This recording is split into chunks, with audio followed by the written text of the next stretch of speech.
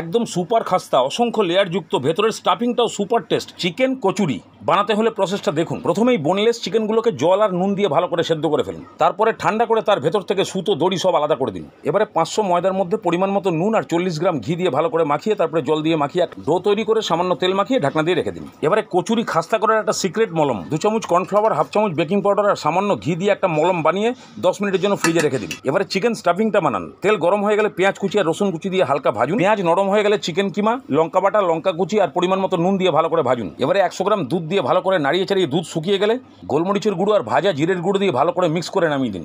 এবারে ময়দা থেকে লুচির মতো লেচি কেটে হাত দিয়ে থেবড়ে গোল করে সেই মলমটা লাগিয়ে দিয়ে চারিদিকে এইভাবে চারদিক দিয়ে ফোল্ড করে দিন। এইভাবে সবকটা রেডি করুন। এবার সবার প্রথমটাকে নিয়ে পাতলা করে বেলে তার মধ্যে পুর ঢুকিয়ে ভালো করে সিল করে মোটামুটি কচুরির মতো শেপ দিয়ে একদম লো ফ্লেমে উল্টে পাল্টে একদম কালার আসা পর্যন্ত ভাজুন। বাস, তাহলেই আপনার ডিশের মধ্যে পেয়ে যাবেন একদম সুপার টেস্টি চিকেন খাস্তা কচুরি।